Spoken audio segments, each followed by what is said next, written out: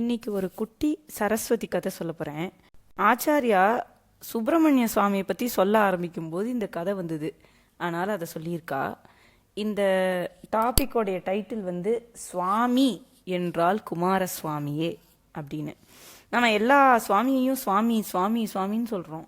பொதுவாகவே பகவானை வேண்டிக்கிறோன்னு சொல்கிறதுக்கே சுவாமி வேண்டிக்கிறோன்னு தான் சொல்கிறோம்.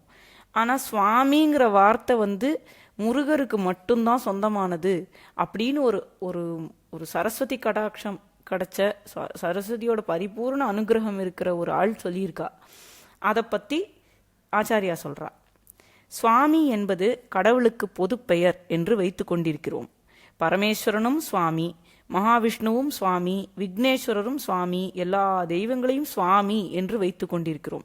இப்படி எந்த மூர்த்தியாகவும் இல்லாமல் இந்த எல்லாமாகவும் ஆகியிருக்கிற பரமாத்மாவை, பராசக்தியை கடவுள், காட் என்று எந்த மதஸ்தராலும் சொல்லப்படுகிறவரையும் சுவாமி என்றே சொல்கிறோம். ஆனால் இந்த சுவாமி என்ற பெயர் வாஸ்தவத்தில் ஒருத்தருக்குத்தான் உண்டு. இப்போது நாம் சொல்கிற சாமிகள் எல்லாம் அந்த ஒருவரிடமிருந்துதான் அவர் பெயரையே கடனாக கேட்டு வாங்கி தங்களுக்கும் வைத்து கொண்டிருக்கிறார்கள்.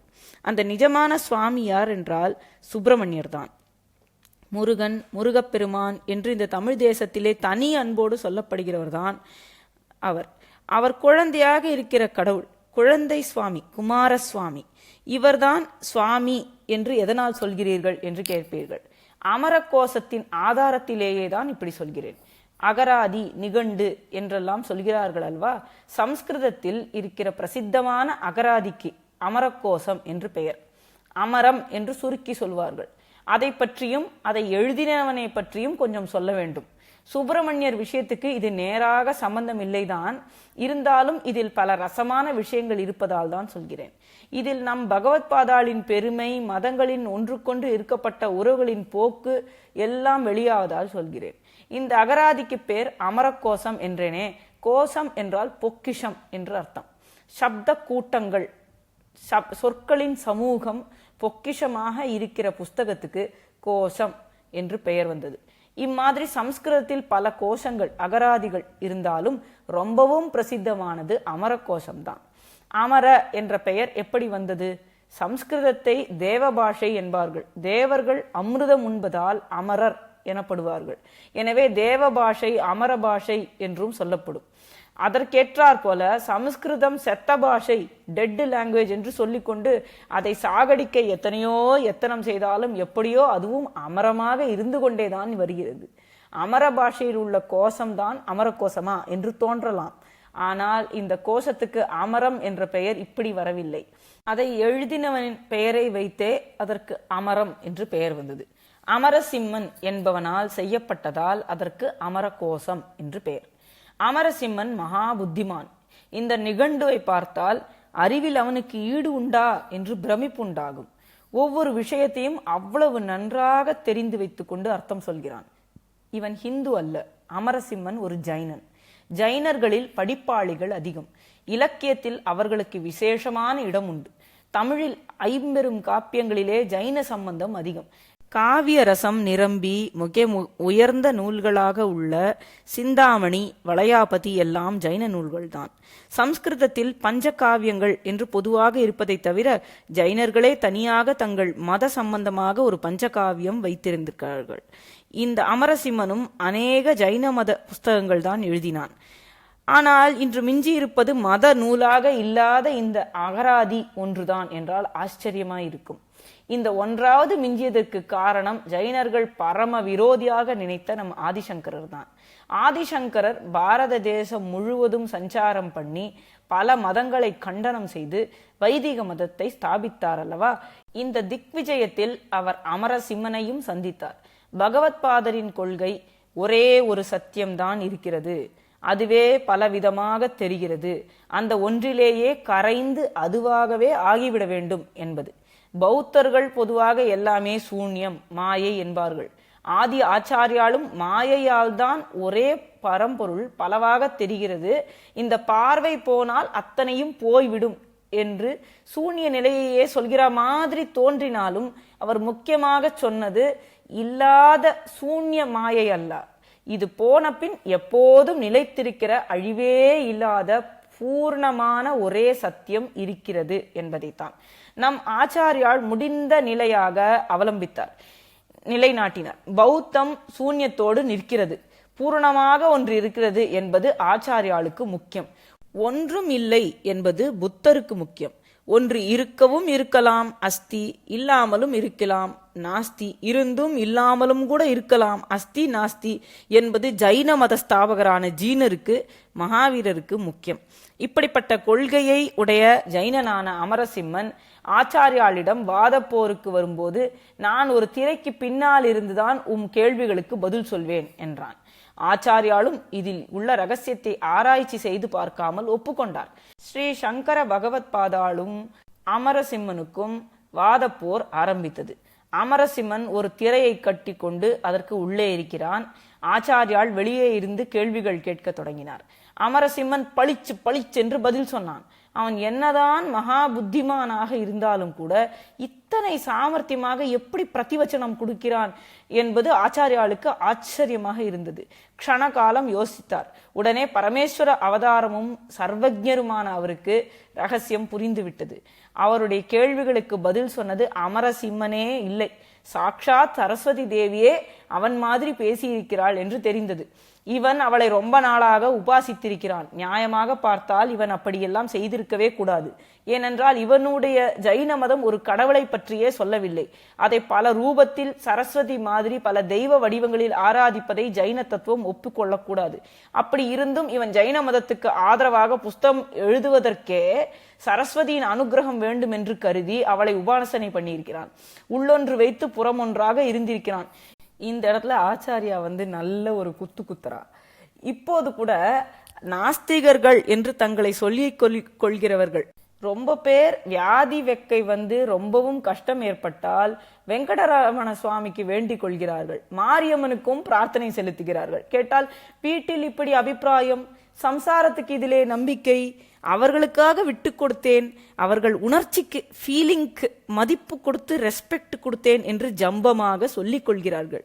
இந்த ரீதியில் தான் ரொம்ப காலம் முந்தியே இந்து மதத்தை கண்டனம் பண்ணும் கிரந்தங்களை எழுதின அமரசிம்மன் அவை நன்றாக அமைய வேண்டும் என்று இந்து மதத்தின் வாக்கு தேவதையே உபாசனை பண்ணியிருக்கிறான். ஒருவன் எந்த காரியத்தை எடுத்துக்கொண்டாலும் அது நல்லதாகத்தான் இருக்கட்டும் கெட்டதாகத்தான் இருக்கட்டும், அதிலே பூரண ஸ்ரத்தையுடன் இறங்கிவிட்டான் என்றால் அதற்குண்டான ஒரு பலனை பகவான் தரத்தான் செய்கிறான். அப்படியே இவனுடைய உபாசனையின் ஸ்ரத்தையை மதித்து இவனுக்கும் சரஸ்வதி அனுகிரகம் செய்து விட்டாள். இப்போது இவன் திரைக்கு இந்த புறம் சரஸ்வதியை ஒரு கடத்திலே ஆவாகனம் பண்ணிவிட்டு உட்கார்ந்திருக்கிறான். தான் எத்தனை புத்திசாலியானாலும் ஆச்சாரியால் எதிரில் சூரியனுக்கு முன் பிடித்த மெழுகுவர்த்தி மாதிரி ஆகிவிடுவோம் என்பது இவனுக்கு நன்றாக தெரியும். அதனால் முன்னமேயே வாக்தேவியை தஞ்சம் புகுந்திருக்கிறான். இவனுடைய உபாசனைக்கு இன்னும் கொஞ்ச காலம் பலம் தந்துதான் ஆக வேண்டும் என்று அவளும் கட்டுப்பட்டிருந்தாள். எனவே என்னை ஒரு கடத்திலே ஆவாகனம் பண்ணி சுற்றிலும் திரையை போட்டுக்கொண்டு நீ அதற்குள் இரு, சங்கரர் வெளியிலிருந்து கேள்விகள் கேட்கட்டும், உனக்காக நானே பதில் சொல்கிறேன் என்று வாக்கு தந்தாள் வாக்தேவி. அந்தப்படிதான் இப்போது நடந்தது. இதை ஆச்சாரியாலும் துளி மனசை செலுத்தின உடனே கண்டுபிடித்து விட்டார். உடனே அவர், அம்மா, இது உன் காரியம்தானா? இது நீ இப்படி செய்யலாமா? உன்னையும் மற்ற அத்தனை தெய்வங்களையும் ஆராதிக்கிற பழக்கத்தையே தொலைத்து விட வேண்டும் என்று கிரந்தம் செய்கிறவனுக்கே இப்படி அனுகிரகம் செய்யலாமா? அவனுடைய உபாசனா பலத்துக்காக செய்தாய் என்றாலும் இத்தனை புஸ்தகங்கள் அவள் எழுதியுமா அது தீரவில்லை? அதோடு இத்தனை நேரம் என்னோடு தாக்கு பிடித்து வாக்குவாதம் செய்ததிலும் எத்தனையோ அனுகிரகத்தை செய்து விட்டாயே, அவனுக்கு செய்ய வேண்டியதற்கு அதிகமாக செய்வது நியாயமா என்று சரஸ்வதியை கேட்டார். அவருடைய கணக்கு சரியாகத்தான் இருந்தது. அமரசிம்மனுடைய உபாசனைக்கு பிரதிபலன் தந்து தீர்ந்தாயிற்று என்று சரஸ்வதி தெரிந்து கொண்டாள். உடனே கடத்திலிருந்து அந்தர்தானமாகிவிட்டாள். திரை அருந்து விழுந்தது. அப்புறம் அமரசிம்மனால் ஆச்சாரியாளுக்கு ஈடு கொடுக்க முடியவில்லை. தோல்வியை ஒப்புக்கொண்டான். சரஸ், அதாவது நீர்நிலையில் இருக்கிறவள் சரஸ்வதி. அறிவுதான் அந்த நீர்நிலை. அது கொஞ்சம் கூட கலங்காமல் தெளிந்திருந்தால்தான் அதற்குள் அவள் இருக்க முடியும். ஆனால் ஆச்சாரியால் அவதரித்த காலத்திலே எப்படி இருந்தது? ஏகப்பட்ட மதங்கள், 72 என்று சொல்வார்கள், விதண்டாவாதங்களை சொல்லிக்கொண்டு அறிவையே கலக்கினதனால் ஞான சரசானது ஒரே சேற்றுக்குட்டை மாதிரி ஆகிவிட்டது. அப்போது அத்வைத உபதேசத்தால் ஆச்சாரியால் தான் அந்த சேற்றையெல்லாம் அடியோடு வாரி அப்புறப்படுத்தி சரசை தெளிய வைத்து சரஸ்வதியை நிஜமான சரஸ்வதி ஆக்கினார். இப்படி சொல்ற மாதிரி ஆச்சாரியாலை பத்தி ஒரு ஸ்லோகம் உண்டு. வக்தாரம் ஆசாத்திய என்று ஆரம்பிக்கும். இம்மாதிரி சரஸ்வதியை சரஸ்வதி ஆக்குவதற்கே இப்போது அவர் சரஸ்வதியை அப்புறப்படுத்தும்படி ஆயிற்று. பிறகு அவர் சரஸ்வதியின் அனுகிரகத்தை பெற்ற அமரசிம்மனுக்கு தாமும் அனுகிரகத்தை செய்தார். அதை சொன்னால் அதுவே அமரகோசத்தின் கதையும் ஆகும். ஆச்சாரியாளிடம் தன் தோல்வியை ஒப்புக்கொண்டு விட்டான் அமரசிம்மன். அதற்கப்புறம் அவனுக்கு தான் எழுதிய புஸ்தகங்கள் எல்லாம் ஏன் இனிமேலும் லோகத்தில் இருக்க வேண்டும் என்ற எண்ணம் வந்தது. அத்வைத பரமாக ஆச்சாரியால் எவ்வளவு எழுதியிருந்தாரோ அவ்வளவு இவனும் ஜைன சம்பந்தமாக எழுதியிருந்தான். இப்போது தன் சித்தாந்தம் தோற்று போனதாக ஒப்புக்கொண்ட பின் இந்த புஸ்தகங்களை மற்றவர்களுக்காக விட்டு வைப்பது சரியாகாது என்று நினைத்தான். எந்த மதஸ்தரானாலும் நேர்மை சத்தியம் உள்ளவர்கள் எதிலும் இருப்பார்கள். ஜைனர்களுக்கு சத்தியம் நேர்மை மிகவும் அதிகம். அவர்கள் திருஞான சம்பந்தம் சுவாமிகளுடன் வாதத்துக்கு வந்தபோது தாங்களாகவே நாங்கள் தோற்றுப்போனால் கழுவேறி செத்துப்போவோம் என்றார்கள். அப்புறம் கனல்வாதம் புனல்வாதம் இவற்றில் அவரிடம் தோற்றுப்போனார்கள். ஆனால் கருணை மிகுந்த சமுத்திரமூர்த்தி சுவாமிகள் அவர்களை கழுவேற்ற நினைக்கவில்லை. ஆனால் அவர்களாகவே பிடிவாதமாக நாங்கள் கொடுத்த வாக்கை காப்பாற்ற வேண்டும் என்று சொல்லிக்கொண்டு கழுவேறினார்கள். கழுவேறதுனா ஒரு ஒரு மரத்தை நிற்கிற மரத்தை கட் பண்ணி கூர்மையாக்கி அது மேலே ஒரு ஆளை ஏற்றி இறக்கி உக்காத்தி வைக்கிறது. அந்த மரம் கொஞ்சம் கொஞ்சமாக அந்த ஆளோடைய உடம்புக்குள்ள நுழைஞ்சு கொஞ்சம் கொஞ்சமாக துடிச்சு சாகிறது. ஒரு கொடூரமான சாவு. அந்த மாதிரியான சாவை தனக்கு தானே கொடுத்துண்டா சம்பந்தமூர்த்தி சுவாமிகளோடைய வாதம் பண்ணின சமண சமயத்தை சேர்ந்தவா எல்லாரும் அந்த மாதிரி பண்ணினா. அதை சொல்றா ஆச்சாரியா இங்க.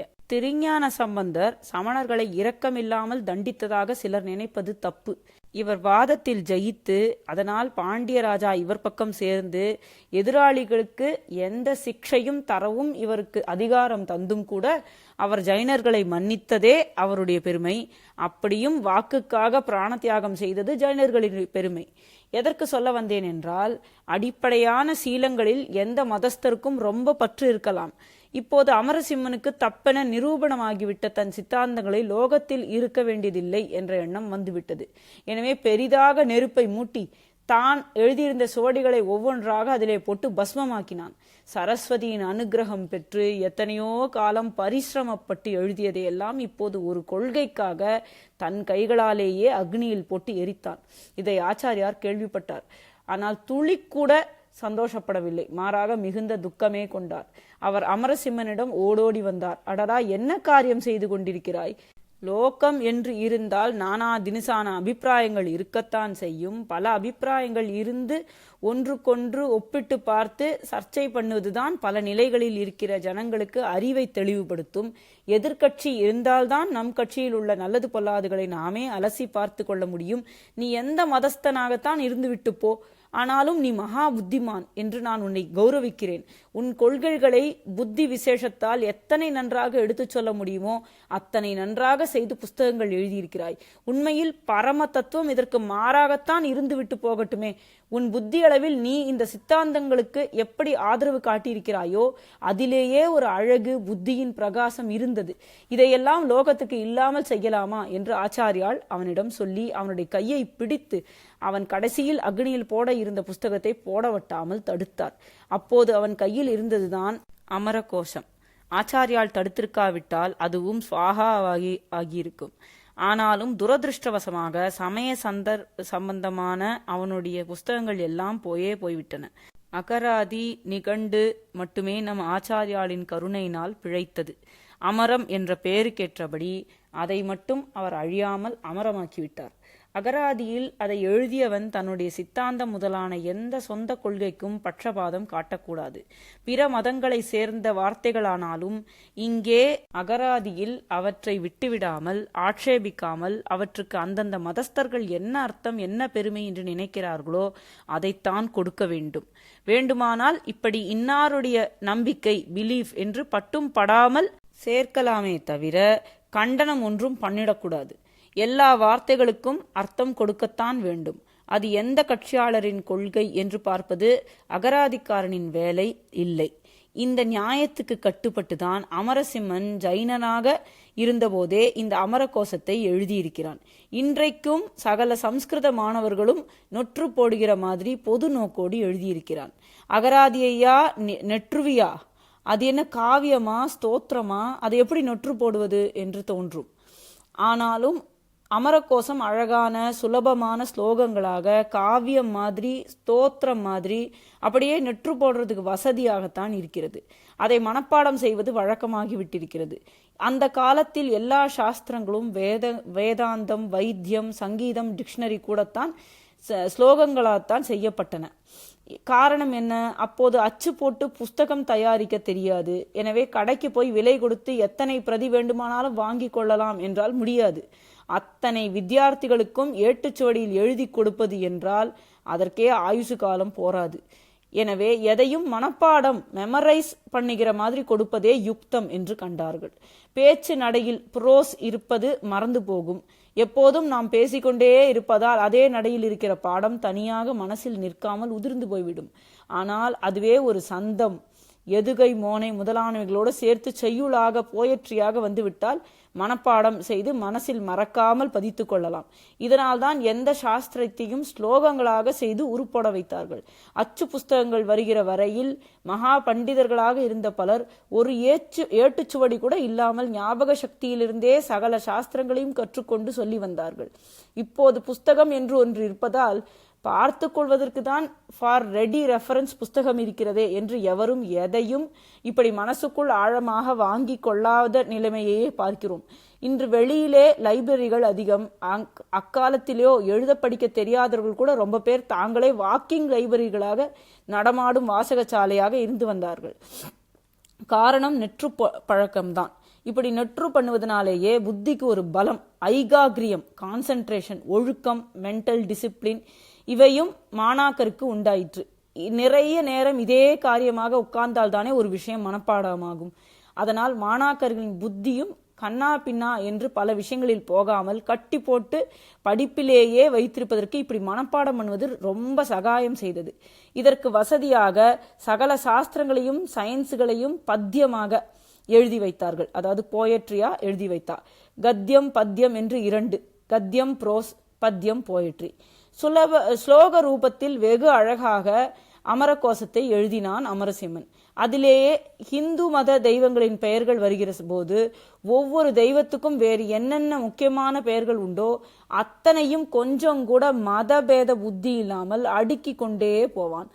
அதை கேட்டாலே அகராதியாக தோன்றாது, அர்ச்சனை போல, நாமாவளி போல தோன்றும். உதாரணத்துக்கு இதோ ஷம்பு என்ற வார்த்தைக்கு பிரதிபதங்களாக அமரம் சொல்வதை கேளுங்கள். ஷம்பு ஈஷ பசுபதி சிவசூலி மகேஸ்வர ஈஸ்வர சர்வ ஈசான சங்கர சந்திரசேகர பூதேஷு கண்ட பரஷு கிரீஷோ கிரீஷோ மிருட மிருத்யுஞ்சே கிருத்திவாசா பினாக்கி பிரமதாதிப. அமரசிம்மன் பகவன் நாமாக்களை ரொம்பவும் ஆசையோடு சொல்லி கொண்டு போகிற மாதிரி இருக்கிறது. ஆரம்ப மாணவர்களும் நினைவு வைத்துக் கொள்கிற மாதிரி சுலபமாக லலிதமான பதங்களை போட்டிருக்கிறான். இந்திரா என்ற வார்த்தை வந்தவுடனே இப்படியே மகாலட்சுமியை பற்றி பொழிகிறான். கேட்கவே லட்சுமிகரமாக இருக்கும். இந்திரா லோகமாதா மா க்ஷீரோத தனயா ரமா பார்கவி லோகஜனனி க்ஷீரசாகர கன்யகா லக்ஷ்மி பத்மாலயா பத்மா கமலா ஸ்ரீ ஹரிப்ரியா இப்படி போகிறது. டிக்ஷனரி மாதிரி இல்லை, ஸ்தோத்திரமாக இருக்கிறது. இப்படி பக்ஷபாதம் இல்லாமல் அர்த்தம் சொன்ன அமரசிம்மனுக்கும் ஒரே ஒரு இடத்தில் மாத்திரம் பக்ஷபாதம் வந்ததுதான் வேடிக்கை. பௌத்த மதம் என்று வந்தால் மட்டும் கொஞ்சம் மட்டம் தட்ட வேண்டும் என்கிற எண்ணம் அவனுக்கு போகவில்லை. நியாயமாக பார்த்தால் பௌத்தத்தை விட இந்து மதத்திடம்தான் அவனுக்கு விரோதம் அதிகம் இருக்க வேண்டும். ஏனென்றால் கடவுளை பற்றி சொல்லாமல் இருப்பது, ஹிம்சை இருப்பதால் யஜ்யம் கூட செய்யக்கூடாது என்பது ஆகிய கொள்கைகளில் ஜைனம் பௌத்தம் இரண்டுமே வைதிகத்துக்கு விரோதமானவை. அவற்றுக்குள் இம்மாதிரி ஒற்றுமை அம்சங்கள் நிறைய இருக்கின்றன. பொதுவாக அடுத்த ஊரில் அல்லது அடுத்த தெருவில் நம் பரம விரோதி இருக்கிறான் என்றாலும் கூட அவனிடம் அதிக போட்டி இராது, அதிக வயிற்றெரிச்சல் இராது. ஆனால் பக்கத்து வீட்டில் அல்லது எதிர் வீட்டில் நமக்கு கிட்டத்தில் இருக்கிறானே, இவனுக்கு நம்மிடத்தில் அத்தனை விரோதம் இல்லாவிட்டாலும் கூட இவனை பார்த்துதான் நமக்கு அசூயை, ஆத்திரம் ஜாஸ்தியாக இருக்கும். இவனை எப்படி மட்டம் தட்டலாம் என்று காத்து கொண்டிருப்போம். இதே மாதிரி தன் மதத்துக்கு ரொம்ப வித்தியாசமா இருக்கிற வைதீக மதத்தை விட அதற்கு ரொம்ப ஒற்றுமை உள்ள பௌத்தத்தை மட்டும் தட்டுவதிலேயே அமரசிம்மனுக்கு ஒரு சந்தோஷம் இருந்தாற் போல் இருக்கிறது. அமரசிம்மன் தன் நிகண்டுவில் இந்து மத வார்த்தைகளுக்கு நியாயமாக அர்த்தம் பண்ணிவிட்டு புத்த மத வார்த்தைகள் என்று வருகிற போது என்ன பண்ணினான்? புத்தரை குறிப்பிடும் வார்த்தை வரிசையாக சொல்ல நேர்ந்த போது அவருக்கென்றே பிரசித்தமாக இருக்கிற பெயர் ததாகதர், லட்சியத்திலேயே செல்கிறவர் போன்ற பெயர்களை அமரசிம்மன் சொல்லவே இல்லை. பொதுவான சில பெயர்கள் சிலவற்றை மற்றும் இதை படிக்கிற எந்த மதஸ்தர் வேணால் தன் சுவாமி என்று நினைக்கும்படி இருக்கட்டும் என்று மாதிரி சொல்லிவிட்டான். அதோடு நிற்கவில்லை. ததாகதர், சாக்கிய முனி முதலான பெயர்களை எல்லாம் ஜீனருடையதாக, மகாவீரருடையதாக ஆக்குகிறான். புத்தருடைய பாடிகார்டாக, மெய்க்காவலராக சுகதர் என்று ஒருத்தர் இருந்தார். அவர் பெயரை கூட தன் மதாச்சாரியரான ஜீனர்களின் பெயர்களிலே ஒன்றாக கொடுக்கிறான். ஆனால் இந்து மதத்திடம் இப்படியெல்லாம் மனக்கோணல், பிரிஜுடிஸ் எதுவும் காட்டவில்லை. இந்துக்களுக்குள்ளேயே வைஷ்ணவர்கள் சைவர்களுக்கிடையில் இருக்கக்கூடிய பரஸ்பர பிரிஜுடிஸ் கூட இவனுக்கு இல்லை. ஈஸ்வரன் பெயர்களை சொல்கிற மாதிரியே மகாவிஷ்ணு நாமாக்களை கொடுக்கிறான். அதனால்தான் சைவ வைஷ்ணவ பேதம் இல்லாமல் எல்லா மாணவர்களும் அமரத்தை நெற்று போடும் பழக்கம் நீண்ட காலமாக இருந்து வந்திருக்கிறது. இப்படி எந்த சுவாமிக்கும் ஏற்றத்தாழ்வு சொல்லாத பரமதஸ்தனான அமரசிம்மன் தன்னுடைய கோஷத்தில் வேற எந்த தெய்வத்துக்கும் சுவாமி என்ற பெயர் தராமல் சுப்பிரமணியரையே சுவாமி என்கிறான் என்றால் அதையெல்லாம் நாம் ஒப்புக்கொள்ளத்தானே வேண்டும். தேவசேனாபதி சூர சுவாமி கஜமுகானுஜ என்கிறது அமரகோஷம்.